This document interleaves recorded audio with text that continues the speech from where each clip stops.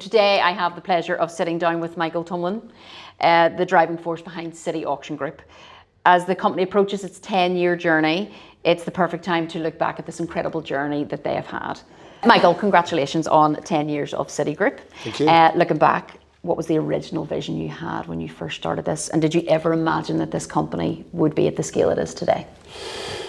Well, you've asked me a few questions there, but yes, for me, I did think the scale of the business would grow and develop.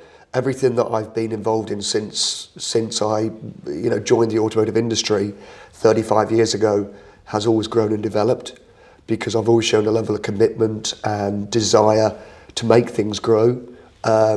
City Auction Group is my first touch as an owner, alongside my business partner Raymond Hill. And we have developed this in the last 15 years from Northern Ireland, 10 years in the UK. And yeah, I had absolutely no doubt it was going to grow into something quite special. We're very experienced at what we do. We've got a fabulous team of people.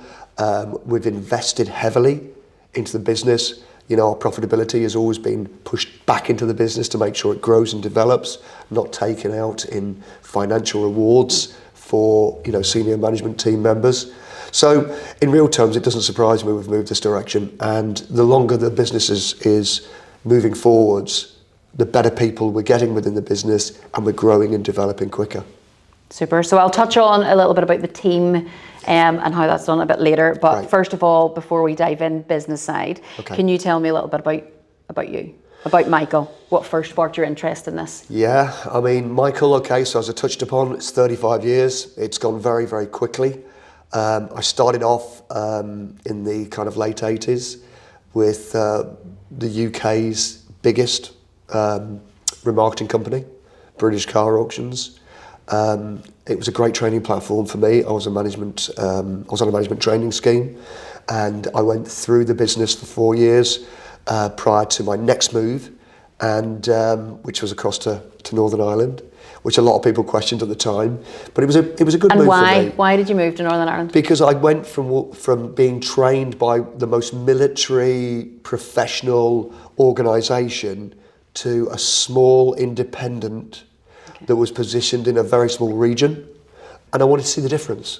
I wanted to see how it worked. I was dealing at that stage with manufacturers and leasing companies, even in my sort of early 20s.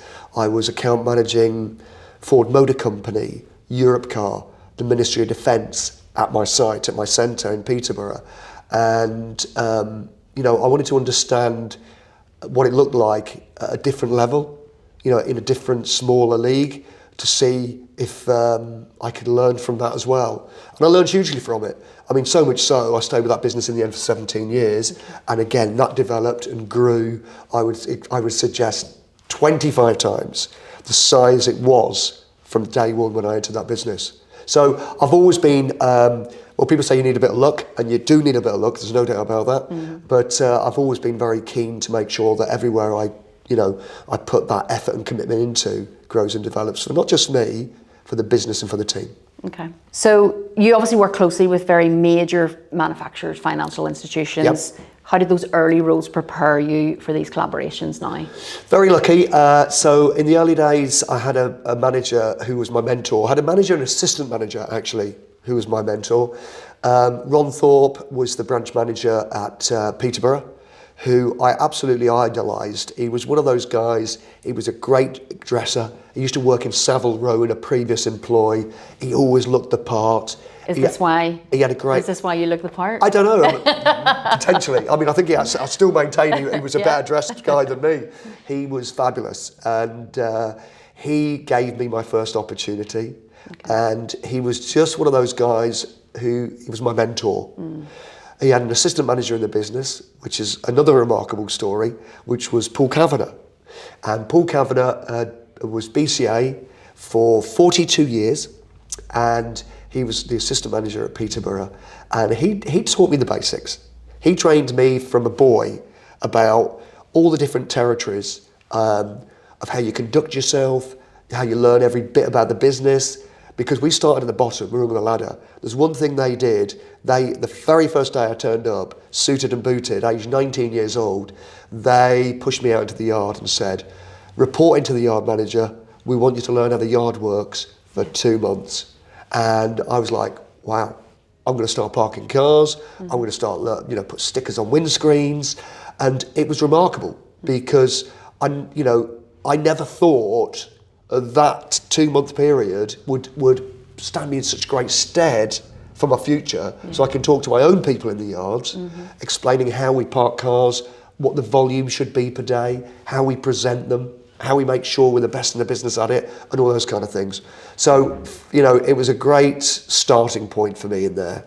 And now, the guy I just mentioned, Paul Kavanagh, is 45 years an auctioneer. Wow.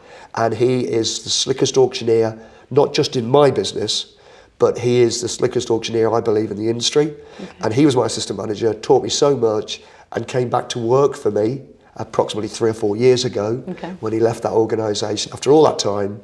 And he was the first major name we got into the business with heaps of experience. Okay. So quite a journey. So 35 years down the line. Yeah. Is mentoring important to you for your team?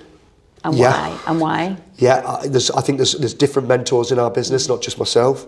I do lead from the front. There's absolutely no doubt about that. I think it's really important in our industry that people see a work ethic, a commitment, an energy, a desire just to make things happen. One of the quotes I always use is, "You only ever earn your stripes when something goes wrong." When it's going well, is anybody can do that. It's when it doesn't go well, is when you've got to earn those stripes and get the trust and confidence of that client, because that's when you earn them. And, so mentoring is important for the business.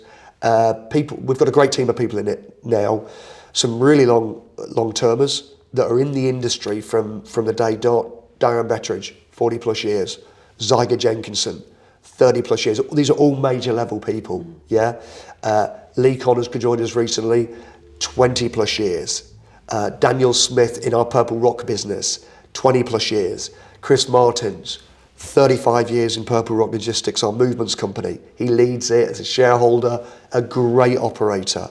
We've got youngsters coming through the business. Lauren Marcoki.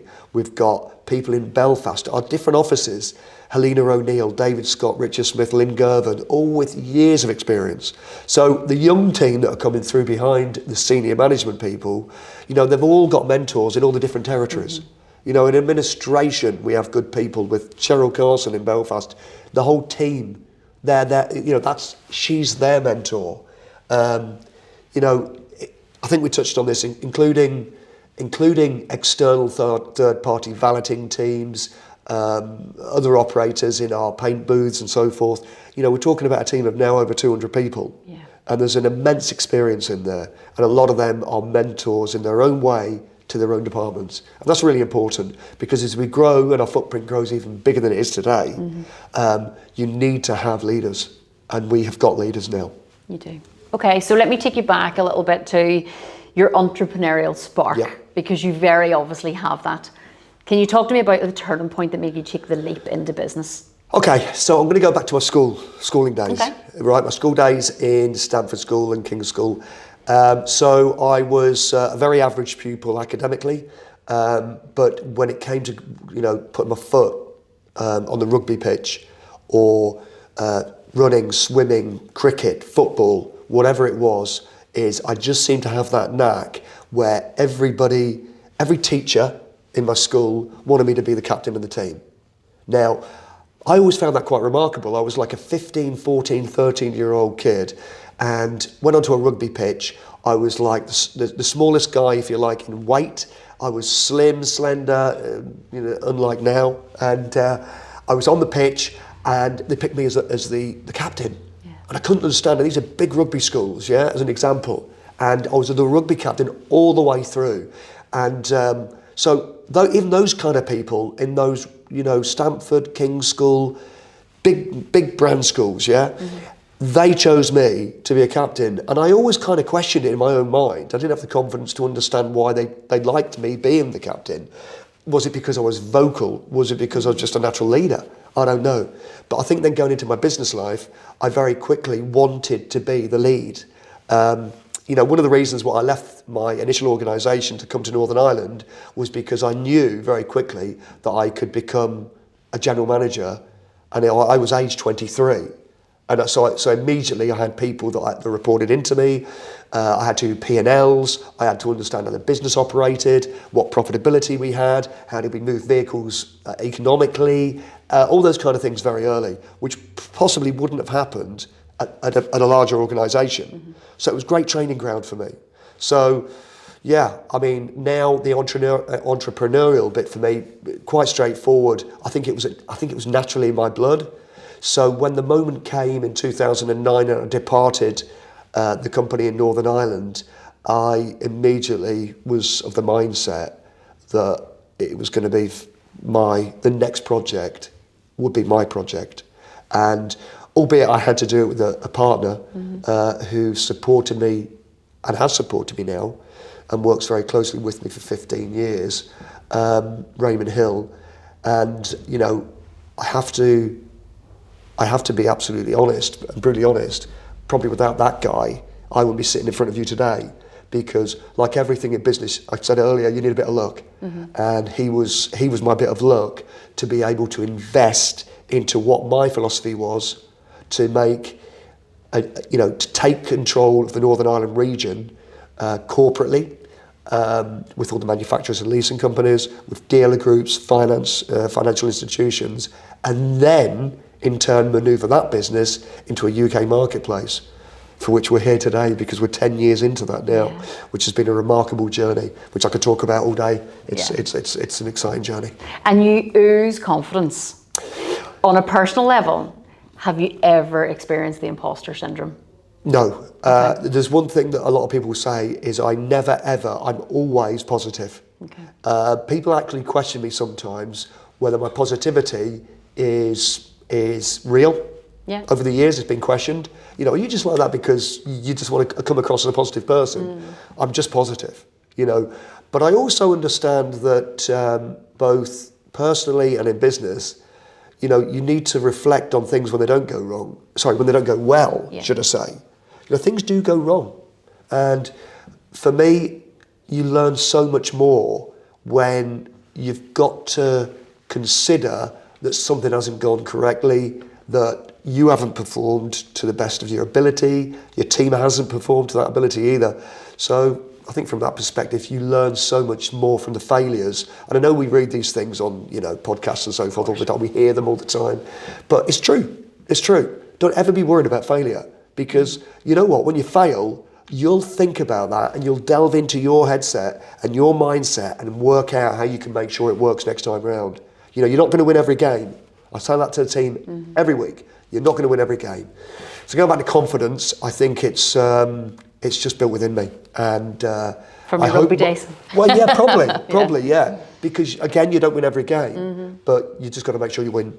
You got to win the majority. And can you think of any real examples in your early days, early challenges? Can you think of an example of that was a real challenge and how you got past that? Yeah, so probably the biggest challenge in my business life was when I departed the company in Northern Ireland that I'd been in for 17 years. It was quite a shake for me. I knew it was potentially coming. So moving on from that, I had to make the decision whether I stayed as an employee or whether I manoeuvred into the ownership element of running a business. And auction houses, they don't grow on trees. They cost a lot of money to reinvent, to open. We're talking, 7 figures to get going. So it's quite a commitment, and you have to have the confidence that you're going to make things happen. And I'd like to think 15 years into that project, everyone that's been around me in that 15 years who's still with us, and there's many of them, have seen what we've achieved together, not just me, what we've achieved together. And I would suggest the next 10 years is going to be a remarkable period as well, because we've got some really exciting plans, and I'm looking forward to those too. So can I talk a little bit about the business life? Okay, so business auction, car auction, the business of car auctions. Yeah, for sure. For those who may not know, how does a car auction work? Okay, what so happens behind the scenes? Do you know? well, there's loads. That's the thing. I always remember in my early days, people saying to me, "You've got a great job, haven't you? You get on that rostrum, you sell cars, you're an auctioneer." I know that's not easy to learn, but it's a great job, isn't it? I mean, like, what do you do the rest of the day? And I was, I sort of said, my goodness, if only they knew. We perform these shows on a daily basis across our group. I call them shows. The show's beginning. It doesn't matter if there's 2 people in the auction lane and 150 on live online, or there's 250 people in the lane and only 2 online. The show has to go on, no matter what happens. And to get to there, the work ethic in the background to build relationships with corporate clients, to manage processes, to market the sales programs, to get involved with our corporate clients at the highest possible level, to build those relationships. So you've got more and more product coming through your lanes, so that your buyer base has got more options to buy. It is a lifestyle. It is a lifestyle. I'm not going to say that the work-to-life balance sometimes is healthy, but I will say it's always been healthy for me, because I never looked at it as work and life balance. It was a lifestyle to me that I thoroughly enjoyed. I mean, for instance, I never ever get up on a Monday morning when I have to get on an aeroplane, because I do Monday, Tuesday, or Monday, Tuesday, Wednesday in Peterborough, or heading to Manchester, to the northwest, which I'm sure we'll touch on fairly soon about our expansion plans. But we're flying all over the country. And I get up on a Monday morning, I'm on the red eye, it's a short night. Never have I got up once and thought, I don't want to do this. Okay. It's always been something that has excited me, energised me, and I think it does my team as well, because they come with me, they travel. We have an awful lot of people within the business now that work between Northern Ireland and England and Northern Ireland, and we want to expand that as well. So, yeah. So City Auction Group have seen incredible growth. What sets you apart from other auction companies? Yeah, I mean, we as a business, we provide the complete end-of-term solution for contract hire companies, manufacturers, leasing companies, dealer groups, etc. We not only do we remarket, is the word we use in our industry, which is basically sell. Not only do we professionally remarket vehicles, but we also provide collection services across the UK through our PurpleRock logistics team. Those vehicles are then brought into PurpleRock hubs, or our auction centres, depending on which is closest, where they can be stored, securely stored. They can be in-life managed. We repair both cosmetically and mechanically. The cosmetic repair, by the way, we have full paint shop facilities at our centres. We in-life manage them to make sure EVs don't run out of electricity in the system, all sorts of different things. So as a business, an independent remarketing company, we also defleet vehicles, which is all them services I just talked about, and we also provide a professional logistics service. We move vehicles from Northern Ireland to England, from Scotland to England, from England to Wales, everywhere, every day across the UK. And a lot of auction houses don't do that. They haven't. When I started this business 15 years ago, it was my philosophy that if you were just a traditional auction house, then you would be vulnerable should volumes alter in the marketplace. Now, when you think about that, that happened because we started the business in January 2011 in Northern Ireland, in February the 5th, 2015 in England, and look what happened in 2020 with COVID. And that immediately impacted auction houses, remarketing companies. It impacted their volumes. So if we in general hadn't had those other services, we would have been in a very difficult place because, you know, used cars as a product possibly dropped somewhere in the region of between 40 and 50% volume into our businesses for a couple of years. Used car prices obviously then rised. There was no new cars entering the market post-COVID, and without those other services, it would have meant we were vulnerable both as a business and financially. So it was a great move. So what sets us apart? We provide the complete service.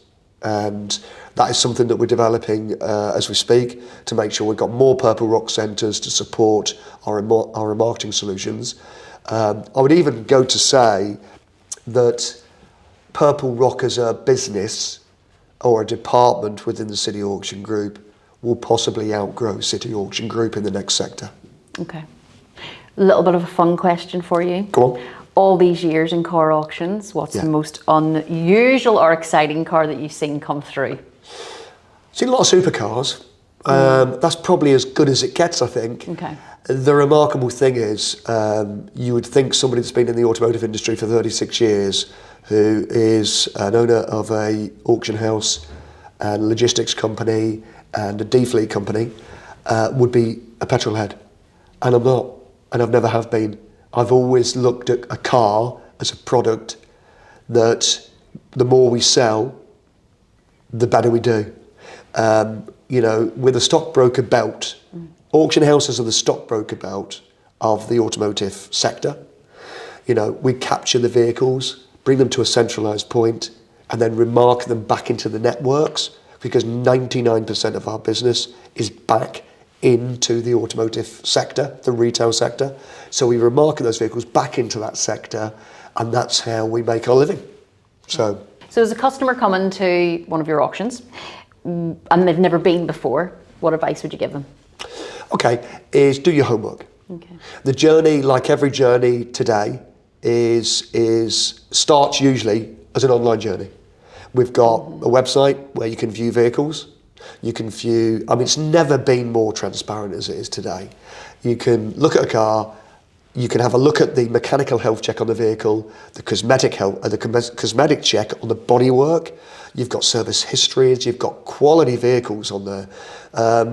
You know, the private consumer doesn't probably realise that the average sale price across the City Auction Group, which we monitor at all times, ranges between £12,000 and £16,000 for each vehicle sold at a trade value. Okay, so you can possibly add 10 to 15% on top of that, is what you see the retail value on the forecourts. So, so in reality, it is a much fresher product than the private individual probably thinks runs through the auction houses. Yeah. A lot of people think auctions is the end-of-life vehicle under £2,000, which we do sell. We have specific sales for that event. But in general, the volume is not there. It's in the end-of-lease, finance, dealer part X sector, where the values are much higher. And that little bit of fear. So me as a customer, Yep. I would have that fear of, oh, I'm buying at auction. Yeah. How do I feel comfortable? How do you guys make me feel comfortable as a customer? Okay, so again, transparent information, data about the vehicle. We make sure there's an 18-point health check, mechanical health check on every vehicle. Okay. You can view that prior to entering our auction centres. You can view that online. You can have a look at the cosmetic report as well. It tells you whether the car's got service history, 2 keys, where it came from, its pedigree. Yeah, so it's a very transparent and open sales technique, if you like. Now everything's there in front of you. You can pick and choose what you'd like to purchase. Attend the auctions either physically, or you don't have to even come into that environment. You can attend online, bid on the cars, and have them delivered to your doorstep. It's that simple. Wow, like that for me, that's amazing. I think, okay, so much happening online right now. Yeah. Do you think there is a place for physical car auctions, and will they always have a place in the industry? Yeah, I mean, you've got to take it in I always take it in 5-year sort of terms, okay? So we went through a period during COVID where we couldn't operate in our auction lanes. Of course. And we had to operate as an online, you know, at specific times due to government restrictions, we had to operate as an online auction house. To be brutally frank with you, our customers, our client base, we have north of 10,000 registered motor industry accounts across the UK and Northern Ireland. All the big players buy cars at City Auction Group, view cars at City Auction Group, and vans, yeah, and assets. And they have the ability to attend online or come physically into the lane. During COVID, we saw a moment where there was an opportunity. A couple of the big hitters decided to continue to only operate live online. rather than having physical auction events. We didn't choose that. I drove the business. Immediately we got the seal of approval to open the lanes. We immediately did, with restrictions, standing so many metres apart and all that sort of stuff. We got the people back in the lanes. And I think for our business, which has grown remarkably in the last 5-year period since COVID, that has to tell you that physical is a hugely important part of the auction process today. However, let's have a look in the next 5 years, what's going to happen. At the moment, if somebody said to me, Michael, you're a fleet operator, you're the decision maker on 10,000 cars a year, would you use a live online only platform, or would you use the hybrid system, which is a physical in the lane plus live online? That's where I'd be, because that's what I believe achieves the best possible financial return for those corporate clients. Well, I mean, if we talk about a sector, first and foremost, the automotive sector, is the dealer groups, manufacturers have to sell a percentage of all new vehicles as electric, into the marketplace. If they don't, there's a heavy fine per vehicle that they don't convert into the region.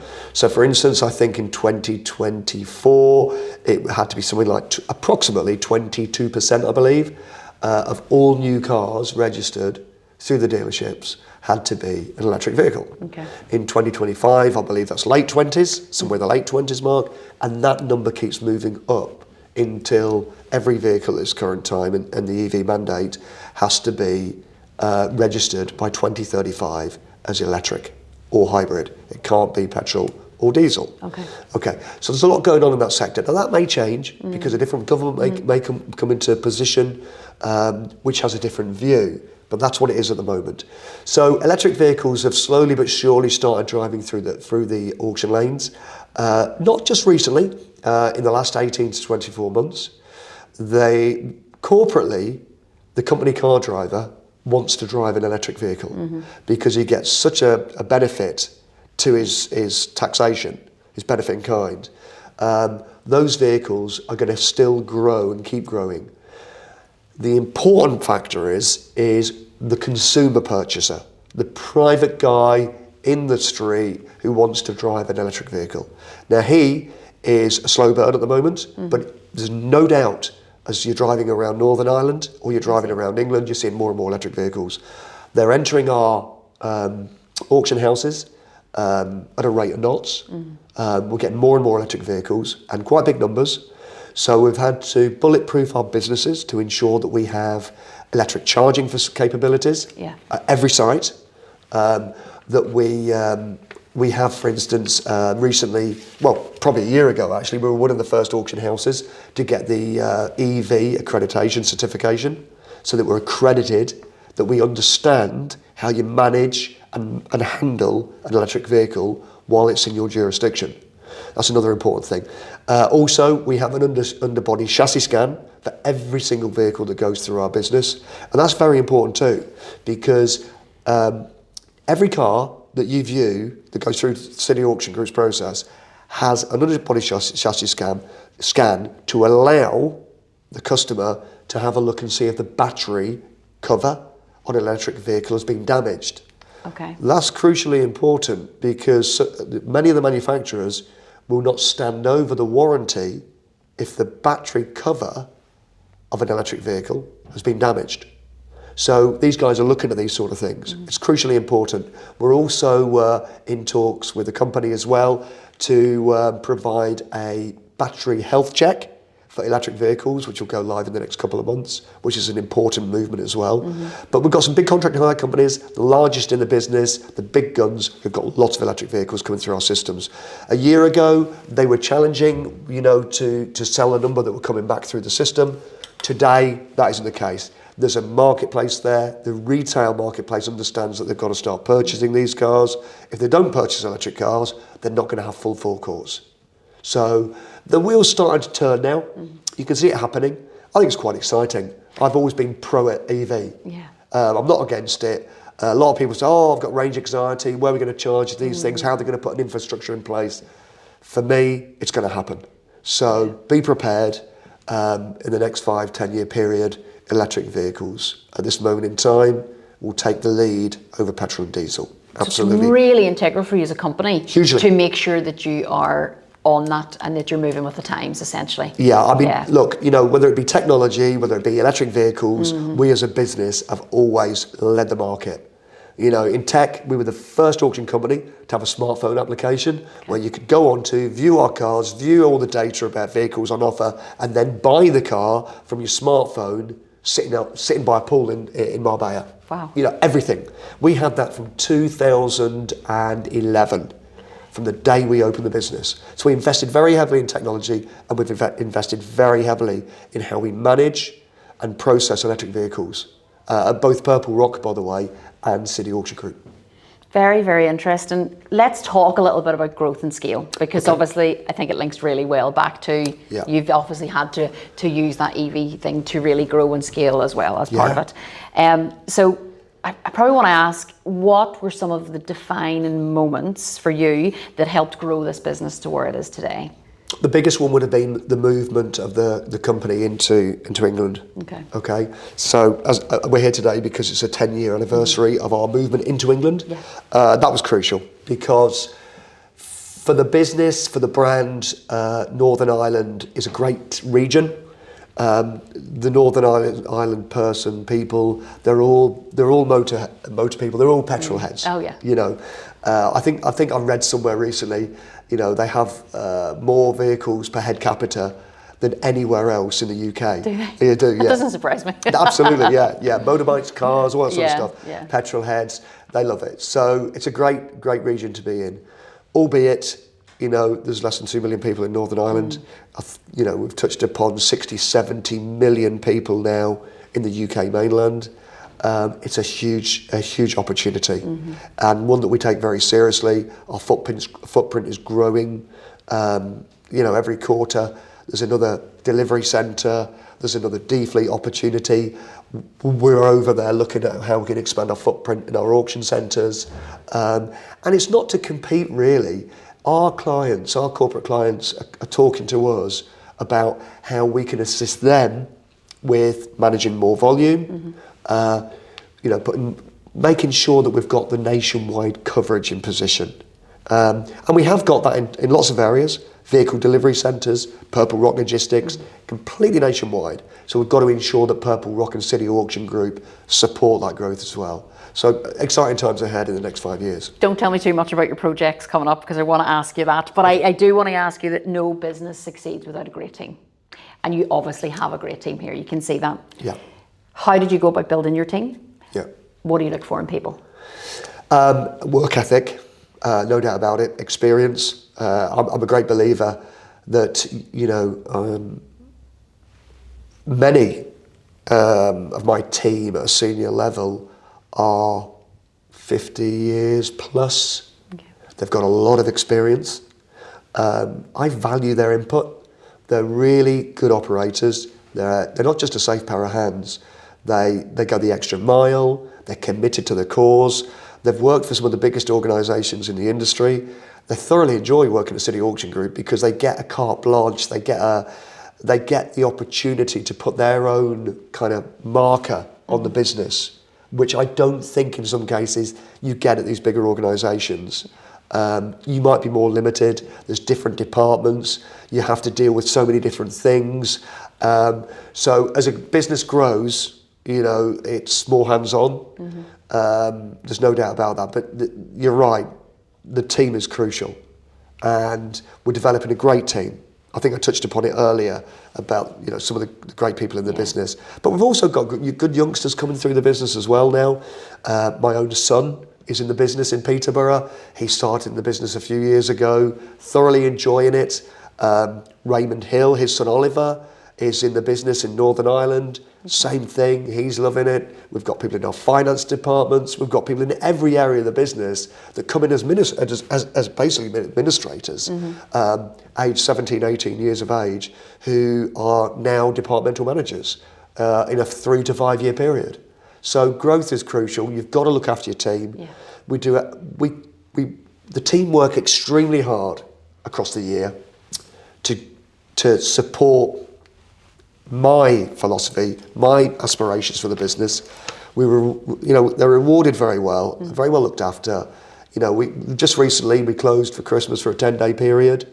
I think it's important because it's very quiet in our sector anyway. Yeah. It gives them a little bit of time with their families at probably a crucial time as well. They're not sort of having to come in between Christmas and New Year. We look after our people, and in return they look after us. Any advice for some new person, young person, middle-aged person that want to come into the auction world? Have you got any advice for them? Yeah, I mean, look, as I said before, it's a stockbroker belt of the automotive industry. If you're a hard worker, committed to it, get yourself on cityauctiongroup.com and see if there's the jobs on there, because when I joined the sector, I had absolutely no knowledge about how an auction worked. I had very limited interest, as I've touched upon, in cars. It's a very, very interesting sector. Yeah, you have to work hard at it, but it's very rewarding.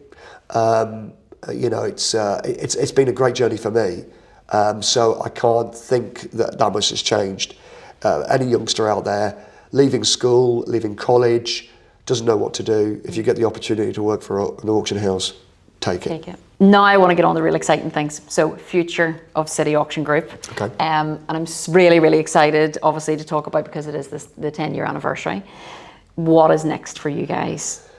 Any big projects coming up? Yeah, I mean, expansion of the auction houses. No doubt about it, our footprint needs to grow.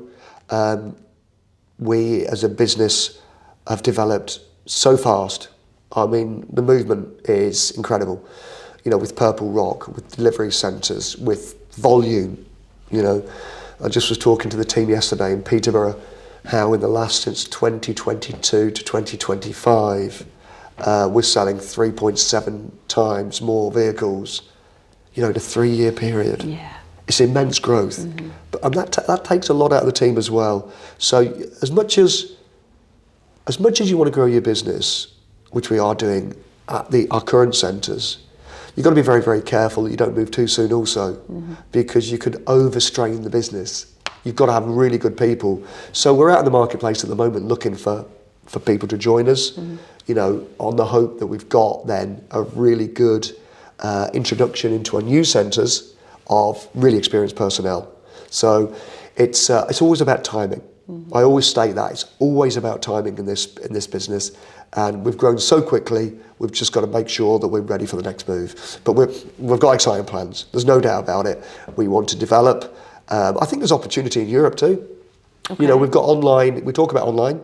Well, I wanted to come to that because for sure. I wanted to say, how do you see technology continuing to develop the auction business? Absolutely. Okay, so the UK is very physical, supported by live online. Europe is not that case. Europe is very much driven in the automotive sector by online purchasing. They have very limited physical auctions. It's just the way it is. The States have physical. England, UK have physical. But in Europe, it's very much online. Well, we have the technology. We have the technology to be able to operate in any sector globally. And there's opportunities. We deal with some of the biggest players in the industry. Stellantis, Travalia, manufacturers. They've all got huge numbers of vehicles in Europe. So, maybe for us, the next step is also the UK, to open more facilities. But maybe there's online opportunity as well in the likes of Europe, in the Middle East, in Dubai. There's a lot of online purchasing in Dubai. Who knows where it could go? But you know what we'll go where it takes us. But we won't be held back by a different country or a different currency or a different language. They can all be dealt with on our tech platforms. We've got the ability to change those things. So it sounds like there's loads and loads of exciting things happening. Absolutely. What keeps you awake at night with the excitement? For me, it's just the growth. The people. Do you know what? The people, first and foremost. The growth of the business is brilliant. It's a great journey that we're on. We want it to continue. We've got to keep a foot on the gas. You can't take it for granted that growth will happen if you don't keep working and continually building. But for me, probably the best bet is the team. I love seeing the team grow and develop. Do better for themselves financially. Buying a nicer home, a nicer car, nicer holidays. It's brilliant to see.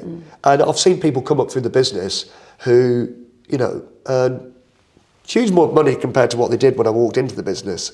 And I think that's great. I think that's absolutely brilliant because it's all about the team. If you get the team behind you, you know, you can sail your ship anywhere. Yeah. And that's what probably is the thing that excites me the most, is with these great people joining us, where it could go to next. Love that. And I just love that you seem, you're really happy to lead that ship. And that makes me, like, it's lovely to hear that.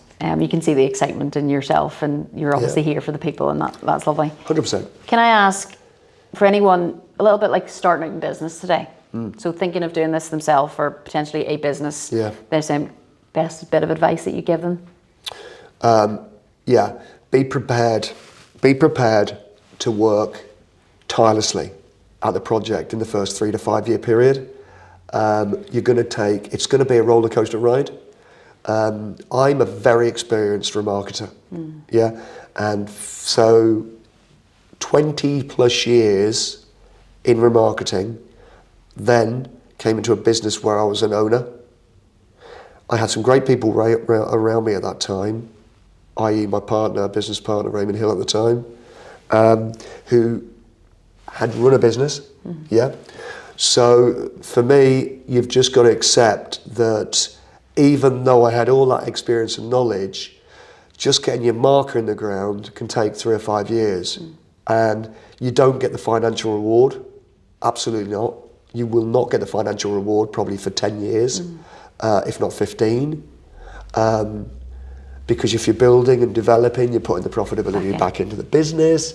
And there's no doubt it's an onslaught. It's not for everybody. And I say that to a lot of people in my business, that you need to be a certain person. You know, the stress and pressure at times is absolutely immense. Now, if somebody asked me that question, I would say I nearly thrive on that. Yeah. But I don't think everybody does. So you've got to consider that. It does affect your lifestyle. That we talked about, the home and the work balance. I've always foreseen it as a lifestyle. There's kids now coming into our business that, you know, from our current directors, employees, children are coming into the business. You know, it's just wonderful to see. But there's a certain commitment you've got to accept, you've got to put into it. So just consider that and take any of the downtimes. They're much more important possibly than the upside, the positive wins, because that's where you have to knuckle down and have a look at how you operate your business and how you react. You know, you'll learn an awful lot more, as I stated earlier, from taking a hit than winning a trophy. There's no two ways about it. A little bit of advice. What would you give yourself advice to your younger self? If you could go back in time, if there was young Michael and you, Michael. I think it would have been to have started earlier. Okay. Yeah. I was touching 40 when I came into, City Auction Group. I built the business initially without an auction centre. And what I mean by that is I sat in my kitchen. I didn't have an auction centre. The brand colour, the name, how we were going to operate the business, the website, the technology, the smartphone app was introduced from day one. All those things were built in my kitchen at my house before I even had an auction centre. Wow. Which is remarkable, really. Yeah. So foresight's a massive thing. You've got to invest in every area. Okay. So before we close, I've got a few fun questions that I want to ask you. Yeah. If you could auction any car off in the industry, what would you choose? Well, again, I'm not a petrol head. I'm not one of these car guys. So I've been very fortunate. I used to sell on a regular basis supercars at a sale in Bruntingthorpe, which was great because it was Lamborghinis, it was Rolls Royces, it was the top level Ferraris. I had such a scope of vehicles that I used to auction. But for me, it was remarkable, really, because I was used to selling 10 and 20,000 pound cars, and all of a sudden I was selling 100 to 200 to 300 to 400,000 pound cars. There was even a Bugatti sold at it for like 1.3 million, all that sort of stuff. And I led that centre, so I was the main auctioneer there with a good friend of mine, actually, James Griffith, who now runs a very successful property auction company. And we used to auction these cars, and he used to love all these cars and get really amongst it. And I never did. It was just another piece of metal. Yeah. It was a supercar, and it was great. But it was another sale. I'd probably thinking more of the actual buyer's premium than I was actually selling the car. But for me, because of that, I would probably, if I had the opportunity to sell a car, an iconic vehicle, I would have to go for Herbie, the original Herbie, the Volkswagen Beetle. Because for me as a kid, I used to watch all those movies, and that was the one that stands out for me. If I could have one car in front of me to auctioneer, it'd be that car, the actual original vehicle. And I'm sure it's somewhere. It has to be, doesn't it? It has to be in a collection somewhere, doesn't it? And, have you ever been tempted to buy a car that's came through one of your auctions? Not really. Okay. No, not really. Obviously, in our industry, company cars, once you get yourself on the kind of management sort of territory, company cars come with the business. So no, I haven't really. Thought about no, it hasn't been my thing. No, not at all. Michael, it's been a real pleasure to have you. But before we wrap up, I just want to, is there anything additionally exciting that you would like to share with our viewers today? I guess for me, I've been quite open. The exciting thing for me is our development and growth. We're very, very keen to manoeuvre auction houses into the UK. In different territories we're looking at this moment in time. What happens there, we'll just wait and see. I'm a great believer. I was very close to one quite recently, and it didn't just come off. But I'm a great believer that if it's for you, it doesn't go past you. Yeah. So if it does go past you, that's okay. We'll go again. We'll find something else. So watch your space. There's no doubt the City Auction Group has grown hugely from a standing start 15 years ago, and I expect it to go so much further. And with the people who've got in the business, well, it could go anywhere, couldn't it? It could. So for anyone interested in attending an auction or learning a bit more about you guys, where do we find you? Get online. Okay. Just get online. I mean, that's where you do go online in our business. Go and do your homework. cityauctiongroup.com. We've got complimentary smartphone applications on Google Play, the iTunes Store, etc. Download them, register for an account, and have a look at what we've got to offer. Because it's not just cars and vans, by the way. Yesterday there was catering equipment. I seen this. Catering equipment, gym equipment. We do liquidation auctions for huge organisations. We're out there doing asset business and all sorts of stuff. So an awful lot more going on than you would think. We did camper vans last week. There was all sorts of things going on. They're always of great interest. Mobile homes, all sorts of things. So get yourself on cityauctiongroup.com and you'll learn everything about our business. And you can attend any of our auctions. They're open to the public. There's no closed auction events. So get yourself down to your local centre. Thank you, Michael. Thank you very much indeed. You're very welcome.